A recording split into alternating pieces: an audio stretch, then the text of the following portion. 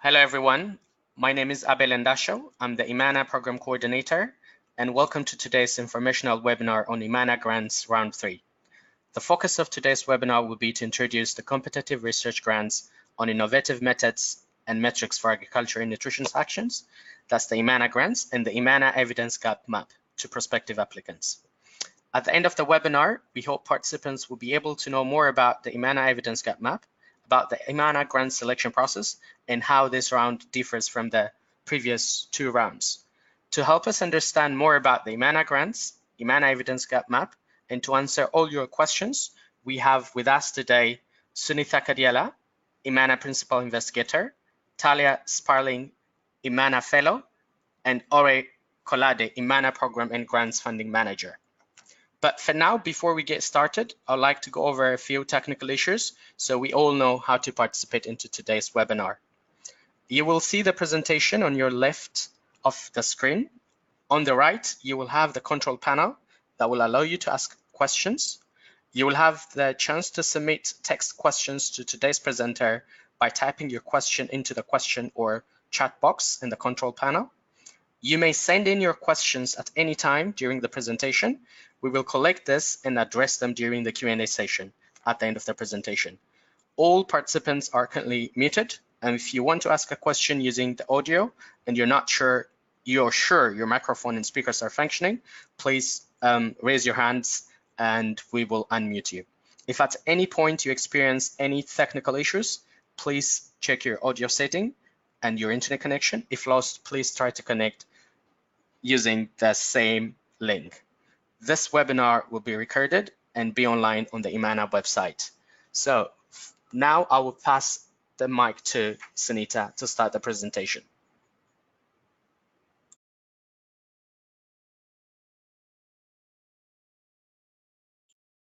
Hi everyone, my name is Sunitha Kadiala and I'm an associate professor at the London School of Hygiene and Tropical Medicine.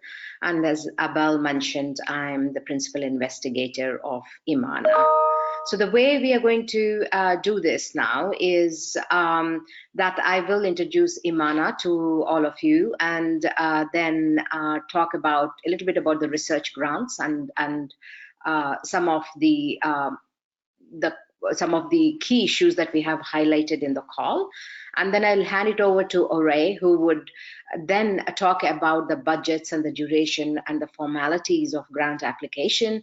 And then we would hand it over to Talia Sparling, who would introduce and show to you how to use the IMMANA Evidence and Gap Map, which is one of the key documents that we have provided in order to situate your grants within the wider landscape of what is it that we know and what is it that we actually do not know in terms of the methods, metrics, and tools that have been developed in the last 10 years.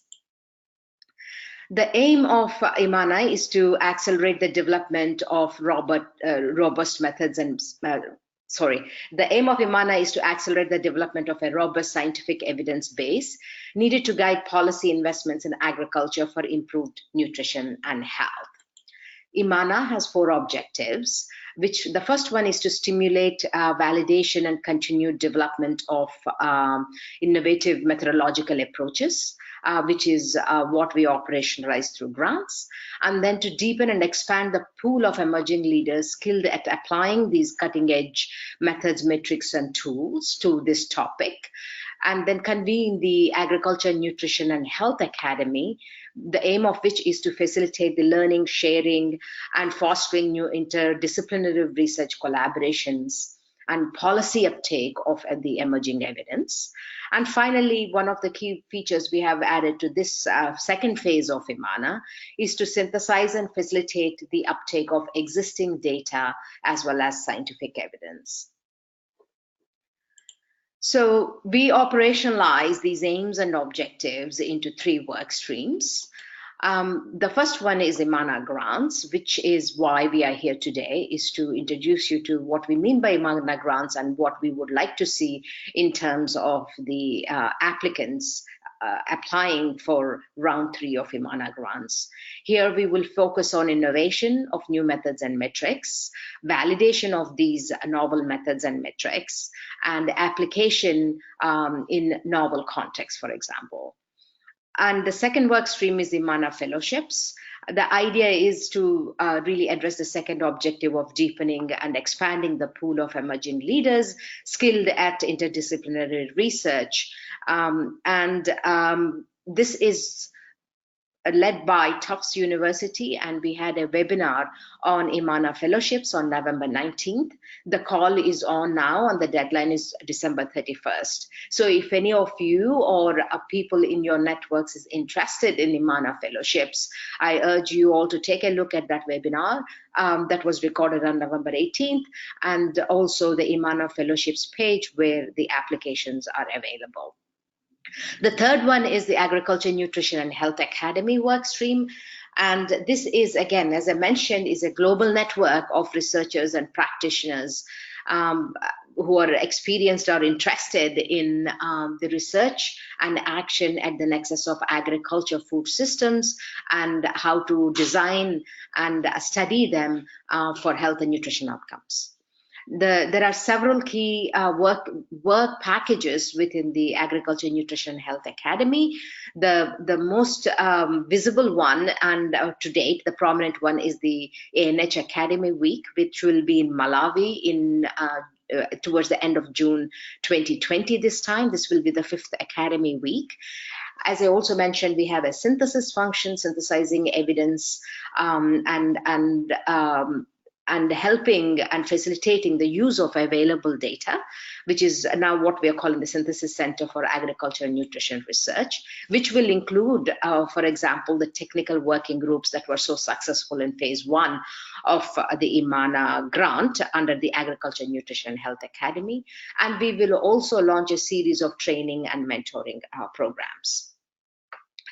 In IMMANA phase 1 and rounds 1 and 2, we dispersed 15 innovative research grants. Each grant was up to 250,000 British pounds.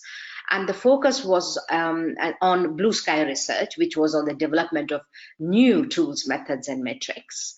And this, all these project information and what was developed can be found on the IMMANA website. So please do go have a look so that you are able to you're able to have a better information on what was funded. But remember that what we are looking to fund is somewhat different from what we funded in rounds 1 and 2, although there are several similarities. So what are we looking for in IMMANA rounds 3 and 4? Well, we are looking to initiatives to develop and or validate and or establish cross-contextual equivalence of methods and metrics for agriculture or food systems and nutrition health interactions that are of importance in low and middle income countries. So what has changed from round 1 and round 2 to round 3 and 4? As I mentioned, round 1 and 2 are focused on development of new methods and metrics, but in 3 and 4 we realized that in the last, as Thalia will show you, there have been several methods, metrics, and tools that have been developed in the last 10 years. But what we want to also see is their validation and also establishing cross-contextual equivalence. And what we mean by all these is defined in the call for proposals and the call for application. So please do have a look at that quite carefully. We will fund up to 16 research grants, and again, as was the case in IMMANA phase 1, each grant will be of up to 250,000 British pounds over 2 rounds, and the duration of each grant will be of maximum of 2 years. So what are we looking for? We are looking for proposals employing qualitative or quantitative or mixed methods approaches.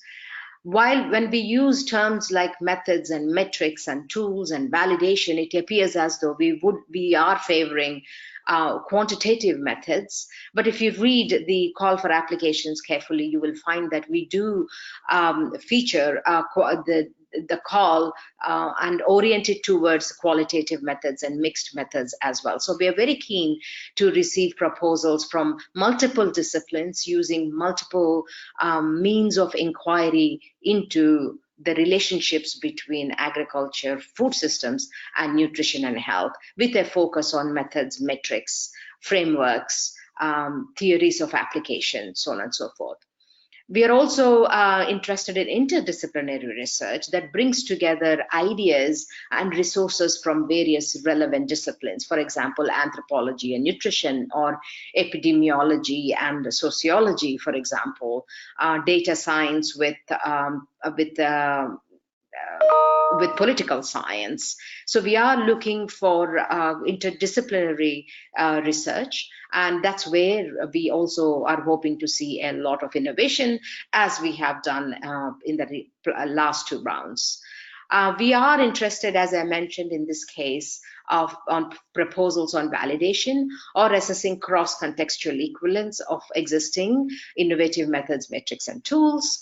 And we also see that there are certain under-researched regions and areas, and we also want to see the application of these existing methods and metrics in under-researched contexts to generate new insights. Again, if you look at and read the evidence and gap map in detail, you will find what some of these might be to just direct you to some of these areas. But remember that these are all roadmaps, they're not perfect destinations. So you would want to look at the evidence and gap map and the call and the previous rounds to help you direct what you want to do or apply for in these grants. But of course, we recognize that there is a lot more that you are all engaged in that may or may not be captured. So in the call, in the exact terms, or in the evidence and gap map. So we do welcome a wide range of proposals. That brings me to the eligibility, which is the kind of proposals we will find deemed eligible, again, which is also articulated in the call for applications. The first one is the demonstrated ability to conduct research of international scientific excellence, which is, of course, what almost all grants try and look for. And we are looking for, we don't have any restrictions on the institutions and where they come from and who should lead and who should not be leading.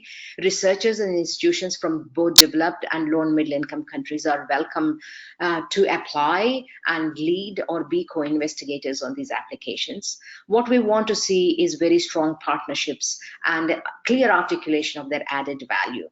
And partnerships we mean both between developed and low and middle income countries, and also I urge you to think of partnerships more broadly in terms of disciplinary partnerships. Because interdisciplinarity is fundamental to being competitive in this, for IMMANA grants, we will seek applications that actually show that the team itself is interdisciplinary in nature, and you are able to bring resources from these various different disciplines into the development of this method or metric or tool, or its validation. More than one application is allowed per researcher or per institute, as long as these are scientifically distinct applications. Finally, from me on the evaluation criteria, innovation is front and central to IMMANA, which is the first word of IMMANA, innovation. We will be looking for scientific excellence and originality and development relevance. So there might be global indicators that one might want to develop, and that's fine, and those are needed. But what we want the proposal to articulate is how is it useful, applicable, translatable in the context of low and middle income countries where this IMMANA grants will be focused on. Which brings also to the fourth point, which is the translation value. Whether it is developed, whether it's a global index or a tool or a framework, what is the plan for its uptake and for its translation either into policy or practice and or research, that needs to be quite well articulated. For example, if your grant is about validation, what is the demand for validation of an existing method and metric? If there isn't any, how do you plan to create that demand so that actually when you validate, that this will be taken up by other people? So the articulation of development relevance and translation value will be quite important for IMMANA grants. And the final one, as I mentioned in my previous slide, is about strong partnerships and collaborative approaches. We want to see collaboration between institutions, between continents, between disciplines. So the stronger these are, we believe that the stronger would be a grant application for IMMANA. So therefore, each criteria is equally important, and we will score each of these between 1 and 5. And what we will look for is a high overall, as well as a high overall score, but we're also looking for a balance between these criteria. So if some people score very high on 1 and 2, but not so great on 3, 4, and 5, then we will look for and shortlist the ones that actually have a better balance of all these. So please do make sure that you give enough time to articulate all these criteria to the best of your ability and as it relates to your grant. With that, I will switch over to Ore and invite her to walk us through other parts of the presentation.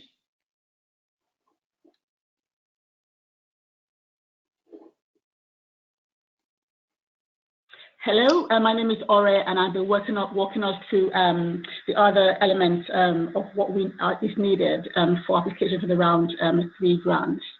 So, like Sunita mentioned, we have an upper limit, a ceiling of £250 per grant, with all budgets in GBP, pound sterling.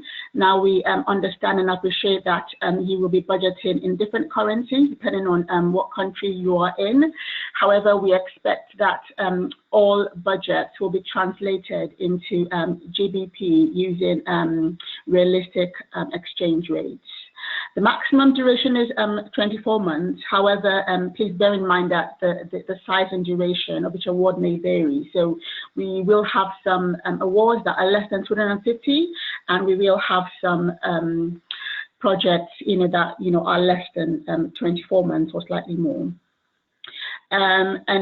Please bear in mind that all applications will be scrutinized for value for money. So it's really important that you look at what you are budgeting for. So what are you able to include in your budget? Salary cost, data collection. I'd like to highlight the attendance at the ANH annual conference.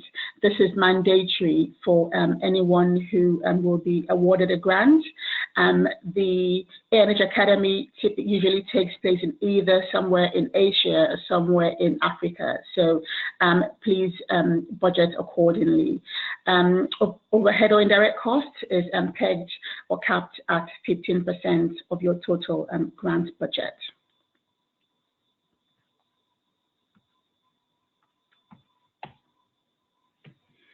Okay, so I'd like to also go over the grants review process. The concept memo has 2 stages. So first of all is a shortlisting of the concept memos by the IMMANA team, and an oversight is provided by the chair of the IMMANA IPE, and following which shortlisted candidates are then invited to submit full proposals. Those full proposals will then be evaluated by at least 2 peer reviewers, and will then be passed on to the IPE, who would then recommend the awards that would be funded, and then there will be a final approval by the IMMANA steering committee. So just to highlight the members of the IP and the steering committee members, The IPE, the Independent Panel of Experts, there are people who've been carefully selected from across a wide range of themes and are experts in their field. And for the steering committee members, these are drawn from the funders of the IMMANA program. So we have DFID, and we have Bill and Melinda Gates Foundation, but we also have A4NH, USAID, and UKRI. Right, so some of you might be interested in knowing what are the lessons that we've learned from previous concept note submissions. So what are the common errors or pitfalls that people need to take note of so they don't repeat those sort of mistakes when they're submitting their concept notes? So what we found out was that there were very interesting research proposals, but some of them lacked the innovative element, which is really very key to the IMMANA grants. And so they were considered the upper scope. And that was the case for almost half of applications in round one. So it's important to bear in mind that innovation is really important when putting together your concept notes. Again, a lack of focus on, that sort of those linkages and the interdisciplinary nature of IMMANA.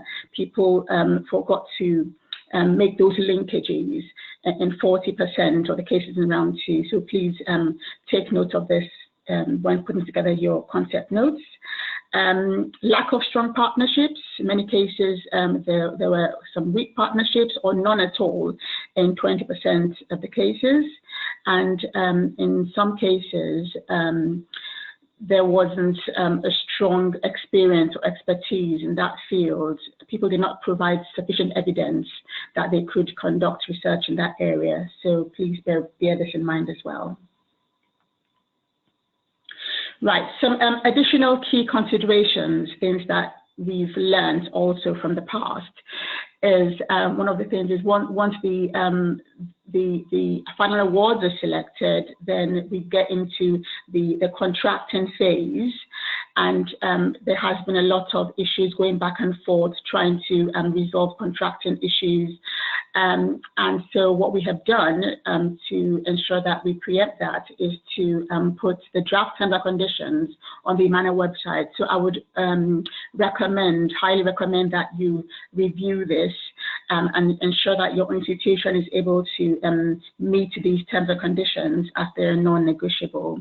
The second big issue was around the issues of currency fluctuations. And so when budgeting, please use realistic exchange rates and ensure that you're thinking of that potential risk in currency fluctuations, because this might be an issue later on since the contract is in GBP. Okay, and I'll go over some of the key timelines. So the submission of contact memos is on the 15th of December. This will not be extended. And so please ensure that you submit your concept memos by this date, especially if you're not in the UK time zone, which is GMT. So ensure that it's submitted by 12 midnight British time, so that's a GMT. We will be inviting those who are successful to submit their proposals by the 30th January 2020, and the deadline for submission will be the 15th of April. For the next two deadlines, notification and the grant start, those might be a little bit flexible, but we hope to still keep within those overall timeframes. And now I will hand over to Thalia, who will be talking about the IMMANA Evidence Gap Map.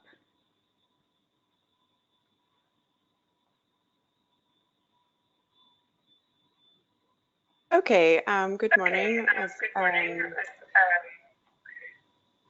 I said, I am Thalia Sparling.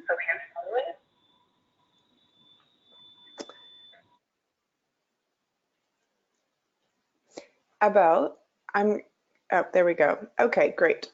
Sorry, I was getting a bit of feedback. Okay, so I'm going to actually, I'm not going to use slides. I'm going to walk you through the the actual web page that we have created, and there are a lot of different resources on this page. So this can give you a little overview of the map. It also has a link to the full published protocol, and then you can access the map straight from here, as well as this data portal, which I will explain. There also is a tutorial webinar posted here and a preliminary presentation that we gave at the ANH Academy Week this last summer in Hyderabad, and then these information sheets here. So I'm going to go straight into the map. I'm not going to describe too much of the methods and that we use to create this map, but I will point out several important pieces of it that will help you to understand and use it for your grant proposal. So I'm going to go into full screen mode just because it's a big map. This is what it looks like when you open it up. And as you can see here on the columns, there are different types of tools, metrics, and methods broken down into subcategories. And on the left, you'll see different thematic domains. And overall, this is meant to represent a mapping onto the conceptual frameworks that exist that describe the linkages between agriculture or food systems and then nutrition. And one thing I'd like to point out is that when we were creating this map, there are discrete sort of stops or inflection points along these pathways, and people have worked around those nexus points and created tools and metrics and methods to study those interactions. And so they don't actually necessarily, many of the things that belong on the pathway are not explicitly related to both ends of the pathway. So in our criteria to be included in this project, they have to be related to one or the other. However, in your grant proposal, your idea would have to be clearly related to both, sort of on the pathway and between both ends of the spectrum. The other thing I'll point out about this map is that we mapped reports. So this is not individual tools and metrics and methods, because, for instance, a method could have been applied in lots of different ways in slightly different iterations across contexts, and we wanted to be able to represent that. So I'll show you how you can get a sense of what metrics are actually, individual metrics, methods, and tools are actually there. So each intersection has bubbles in it, and the size of the bubble corresponds to the number of reports that describe innovative tools, metrics, and methods. And the color represents, sorry about that, the color represents the stage of innovation. So we're not able to undertake any kind of quality assessment on a tool, metric, or method, because of course that would require us to assess how it was applied, and that's sort of beyond the scope of this project. But we're able to say, okay, some of these tools are really in their infancy, and some of them are global standards at this point. And we limited the searching for these tools, metrics, and methods to the last 10 years. And we defined innovation in a couple of different ways. One is that it was brand new, it was newly created. And the other is that it was adapted from an older method, but really quite new or innovative in this space. And we certainly relied on our expert panel to make those determinations, as well as the author's own assertions and the literature that they cite as they give the background and description of their methods. So I can see here when I roll over each cell that there are different reports in these cells, and I can see a little summary of those by color, which is the stage of innovation. And then if I click, I can see basically a running list, bibliography of all of the reports that are included under this topic. So I can see that some of these are that they're actually describing the same tool. For instance, here, will include the WEA, the Women's Empowerment in Agriculture Index, which is we categorized under primary food production. And WEA is a good example of where it doesn't actually explicitly relate to nutrition, but it was created to help us measure that pathway quite explicitly. So the nice thing about this, there's some updates to this new platform, and one here is the search function here, and you can search this list there. And then you can also toggle off and on these codes on the left. So if I want to see methods and metrics, or if I want to see just tech instruments and devices around technical tools as well as food production, I can change all of that here, and that will update this list. So the other thing I'll explain is that there's this About tab that gives you some links back to the main page and also to the database and our protocol if you forget certain things I've explained here. And then the more exciting piece is this filters tab, and you can change the style of the map here, and you can, every time you make a change, you need to click update. You can also refresh the page, and that will set you back to the map itself. And then if you're writing a grant proposal, say, and you really only want to see the tools, metrics, and methods that are in their infancy, I could select just stage 1 and stage 2 of innovation. And if I wanted to sort of bring things into, if I want to do cross-cultural validation, for instance, and I can click update, and then I only see these ones here in blue and green. So I encourage you to really explore this list, because there are a lot of things that we tried to code for that will make it a better experience for users. So you can filter by the geographic setting, you can filter by the measurement unit, you can basically do a crosstab. So if I want to see only individual level tools that are used in Africa, I can filter the map by that, and I see that most of these are these dietary metrics down here.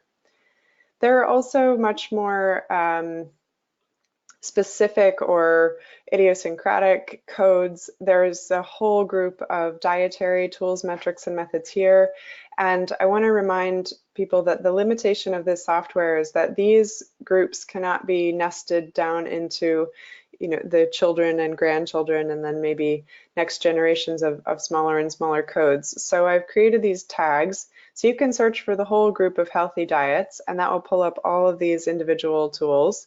Or if I just want to see one or a specific one, I can choose them individually or see what else is not categorized.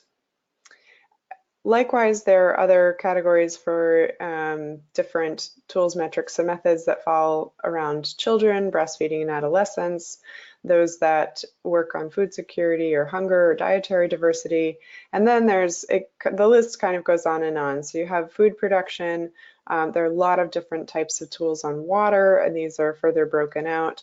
And then there are some very specific tools down at the bottom, or specific categories at the bottom, such as the microbiome. So if I only want to see tools using the microbiome, I can look at these, and I can even select by I want to see only ones that deal with soil. And these, I will point out, they're not mutually exclusive. So we really tried to say, okay, if it's a participatory tool and a decision tool, we'll code on both, because they're not necessarily the same. Okay, so I'm just going to exit out of the map, and I'm going to take you through the web portal very briefly. This is just another way to access the data, the reports that are included in the map. And this is password protected, but it's provided to you on the website. Can't type and talk at the same time. And this will take you into this database. There's a little overview here. There's also a search function. So you can do a search of a certain group, or you can do a free text search. And this should pull up, you can search in authors, you can search in title, year, etc. Then you can do, this is more exciting. So you can run a crosstabs, for instance. If I want to say, if I want to add a filter, so I want to look at tools that are only related to, I could search for IMMANA, the grants that have and fellowships that have come out of IMMANA.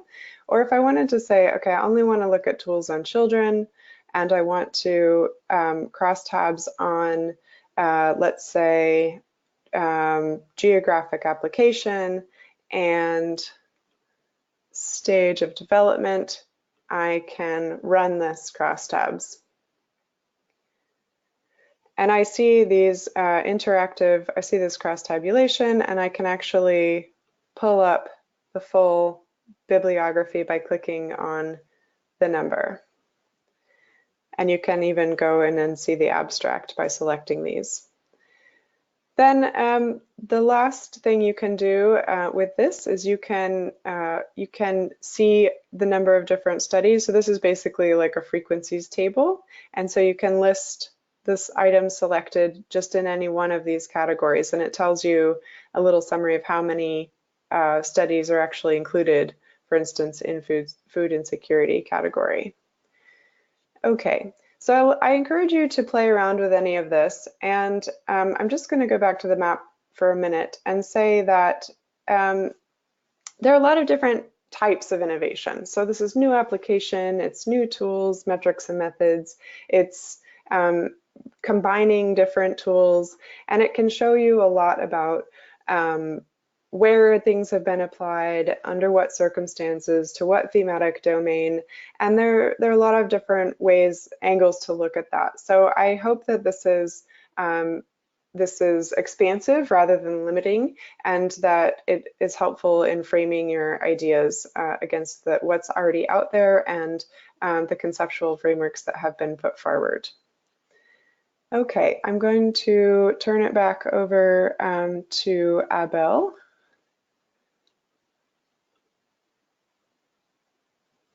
Thanks, Thalia, for the presentation. Thanks, Ore, and thanks, Sunita, for the presentation. So we've got some questions from participants. So I'm going to read the questions for you, and then you will answer them. So the first question that we got is from Justin. I think that's for Ore. Can the list of partners still be expanded or adjusted after the concept memo, and therefore also the distribution of the budget? All right, thanks for that. Yes, it is possible for you to amend the partners and also the budget after it's gone through the concept note stage. However, please bear in mind that the same criteria that apply during the concept note application concept note stage will also apply during the proposal stage, and so you have to make sure that any changes or any amendments that have been made to the concept note still fit in with the criteria, so that it doesn't sail through the concept note stage and then is not funded because you've made the changes that then mean that it can no longer be funded. You see what I mean? So yes, by all means, amend it, but also ensure that it still fits with the required criteria. Great, thanks, Ori. The next question is from Francis Knight. Thanks for everyone's presentation. Sunita, would you be able to talk a little bit more about mixed methods? Would applications combining qualitative and quantitative methods be encouraged or favored? Hi, Francis, thank you. As I mentioned earlier, yes, we are looking for both quantitative and qualitative and mixed methods. So we really do encourage applicants trying to bring in a wide range of methodological and disciplinary experience and expertise into IMMANA. And so in terms of favoring, I don't think we will. It is in the end, what gets funded or not is determined by the pool of applications that we get. So I can't say we will apply any kind of weighting to qualitative or quantitative. They would be in the general pool, and each application will be scored on its own merit based on the criteria that we had given. Now, it's possible that if during the shortlisting phase, let's say we shortlisted 10 and we can fund 6, at that time, the panel of experts, independent panel of experts, might consider in terms of saying, okay, all the 6 on the top 6 are quantitative, but we would also like to see a distribution across methodologies or disciplinary expertise, and may decide on the 7th or 8th one, which might be a qualitative methodology. But that would be really at the very, very final stage of recommendations for award at that point. So at this point, I would say yes, if whatever one is planning to do, they should do it to the best of their ability, making sure that the innovation and the scientific excellence and all the other criteria are well met. Great. The next question is also for you, Sunita. Hello. We're promoting food and nutrition security through sustainable agriculture and food system. We're interested to test our intervention in different agroecological zones of India. Please suggest how should we proceed? Yeah, that's a good question. So that really talks to the heart of what IMMANA is and what it isn't. The idea of testing food products or is not within the scope of IMMANA, although that's super important and there are other funding opportunities for it. But if there is a methodological application you're applying, or a tool or a method or a metric, then that is definitely within the scope of IMMANA. If you have applied that in one region and want to expand to the other region, that is also within the scope of IMMANA, but it depends on exactly what the research question is there. If the question is, do these kinds of seeds also have same productivity levels in other agroecological zones, then that would not be within the scope of IMMANA. A classic impact evaluation in other zones would not be under the scope of IMMANA, unless you're bringing in a new way of causal inference to the question, or a new method, metric, or a tool to the question.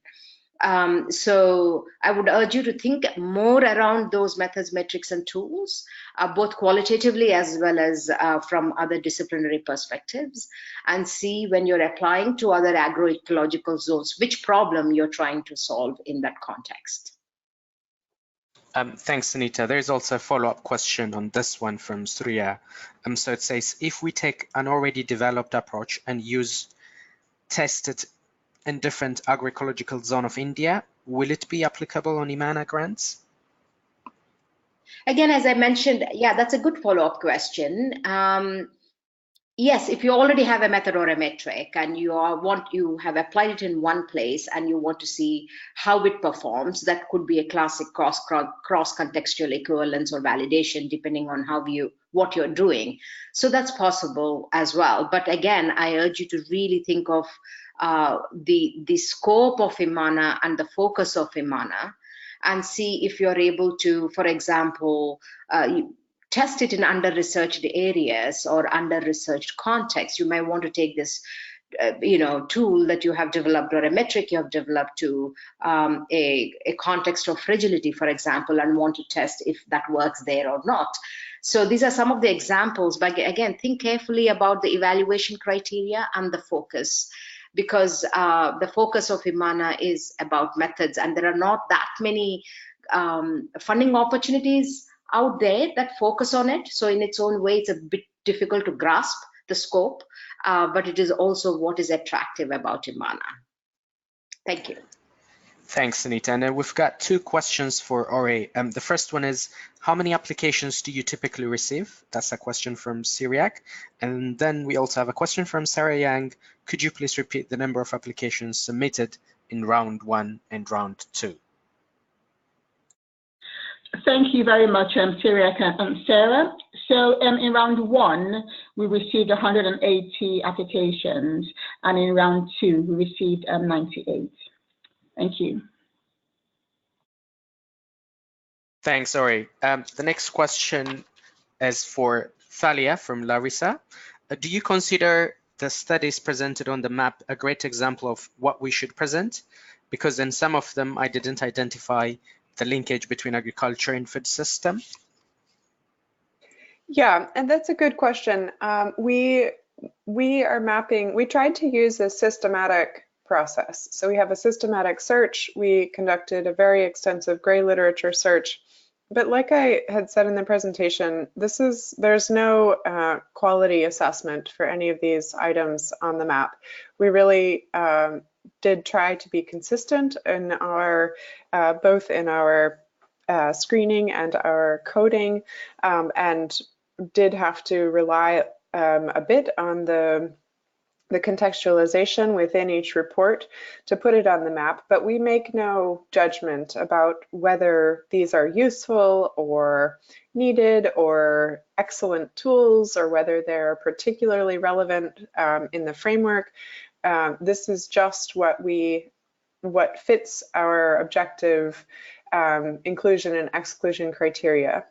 Furthermore, as I mentioned, some of these are really rooted, the reports that are included in the map are very much rooted on one side or one aspect of the pathway, but we weren't able to exclude, we wanted to include things like the WEA and certain soil metrics and water footprint assessments on crops, because that very much is on this pathway.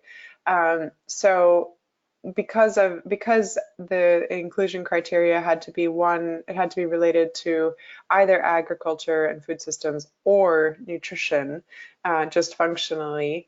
That's partly why you'll see some tools where you think, oh, I'm not really sure why this is on the map.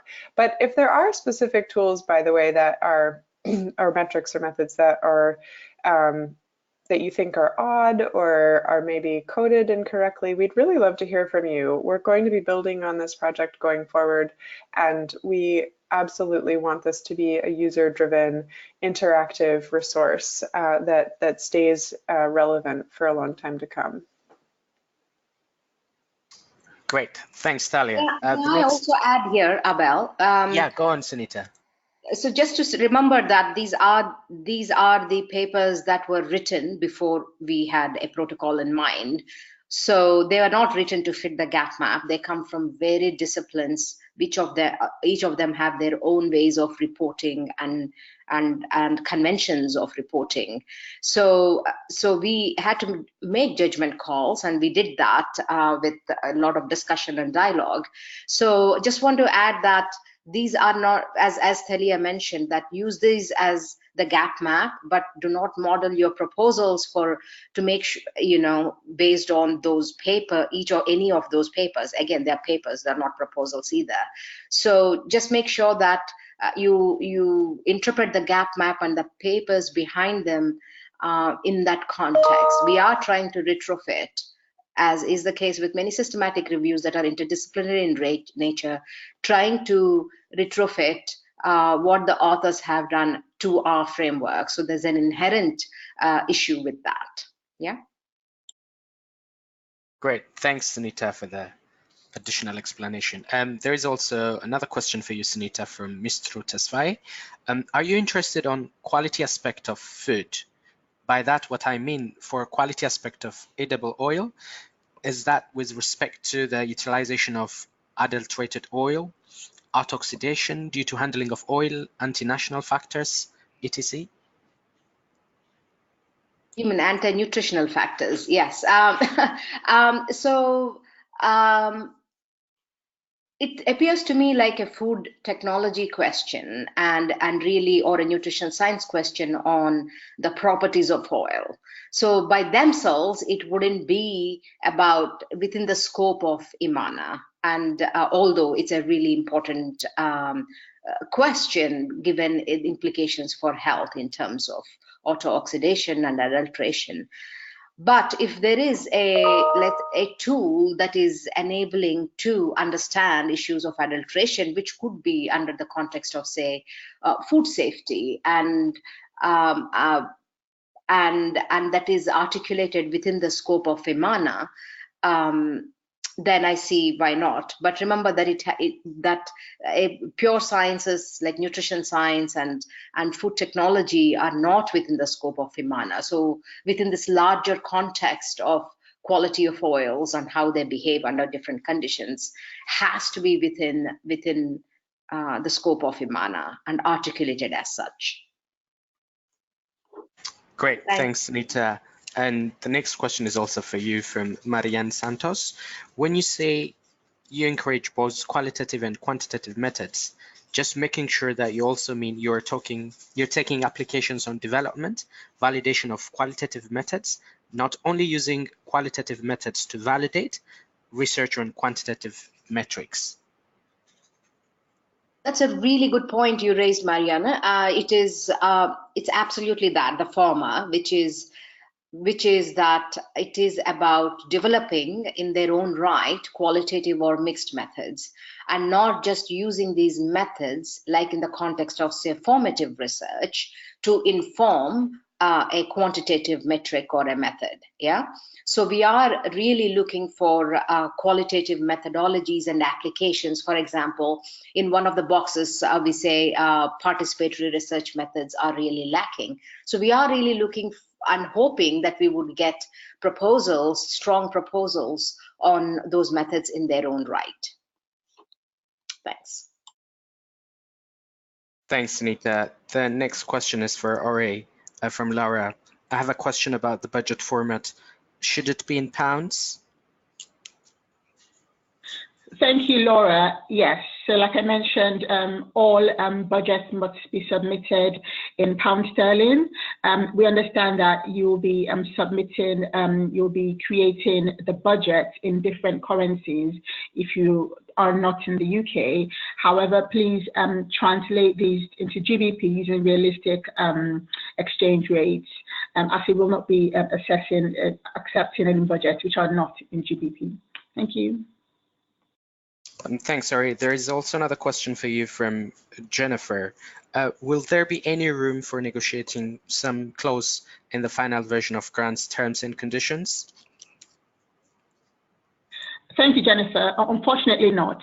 What we found out in the past is that we've spent a lot of valuable time, which should have been spent on the, starting on the project inception, going back and forth, trying to resolve contract terms and conditions. And this is why we're publishing the terms and conditions upfront. And this is really important because they derive from the head contract that we have with DFID and also with Bill and Melinda Gates Foundation. And we've signed up to these terms and conditions ourselves, and we expect that those would also be complied with any awardees or any grantees who are successful.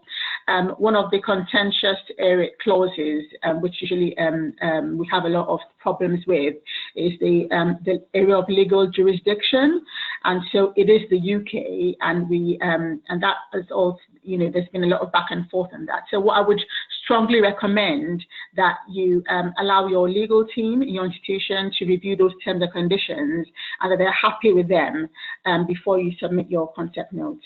Thank you. Thanks, Ori. We have a question from Liz for Sunita. Are there any restrictions on multiple scientifically distinct applications from the same institution? No, there are no restrictions at all. As long as they're scientifically distinct, the same investigator can be on 2 different applications, or the same institute could be on 2 different applications. Yeah, just make sure they are absolutely distinct. Thank you. Thanks, Sunita. Another question for you from Lisa. It's often stated as agriculture or food systems in the RFA. How much focus is required on agriculture production versus the food system as a whole? So it boils down to the definition of what do we mean by agriculture and what do we mean by food systems. For the context of IMMANA and in line with several definitions by FAO and others, agriculture is a part of food system. Agriculture is the starting point for a food system. And agriculture, again, is also more than food production, right? It could be about food transformation. It could be about food storage, for example. So it is, agriculture is more than about crops. It is also about livestock, forestry, so on and so forth.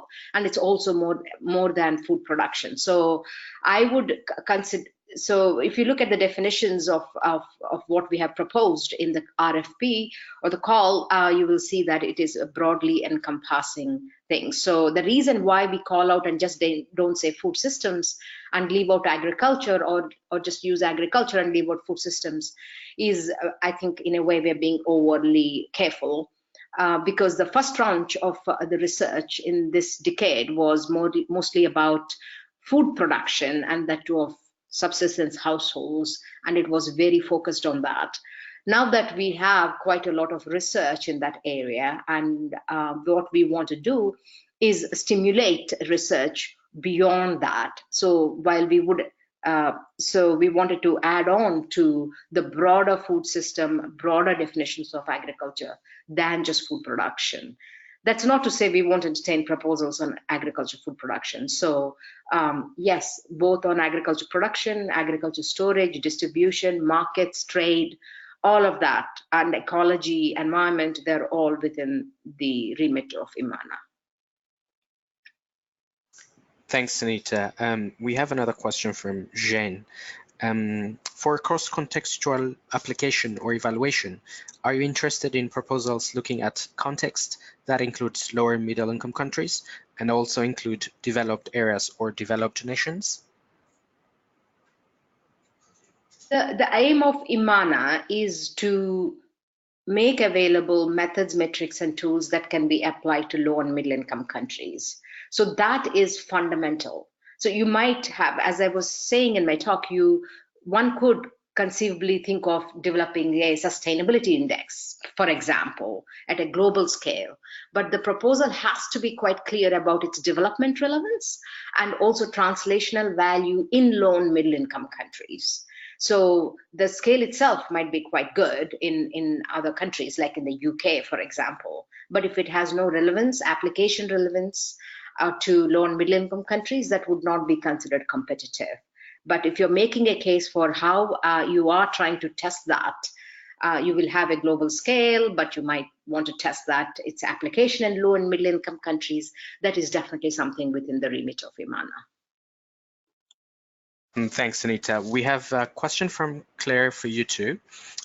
Is it possible to propose implementing a novel metrics approach to an existing project that aims at improving food safety and nutrition, but doesn't include a metrics component aimed at measuring impact on health and nutrition? Right. So the way I understand the question is that there is an existing program in which there is no metrics component and they want to add that, and that is very much welcome. We want various grants to leverage each other, various opportunities to be leveraging each other. So that is very much welcome. So if you have a grant that is doing something and where you can actually have a methodological focus, it could be about metric development, it could be tool validation. For example, it could be about new ways of assessing impact. Those are all definitely welcome within an existing grant, because IMMANA resources can bring in this additional dimension to to the current scope you have. Thank you.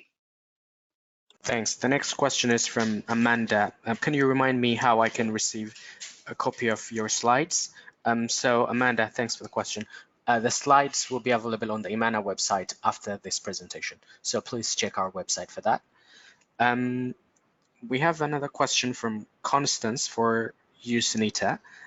Is IMMANA open to proposals that target mostly urban populations?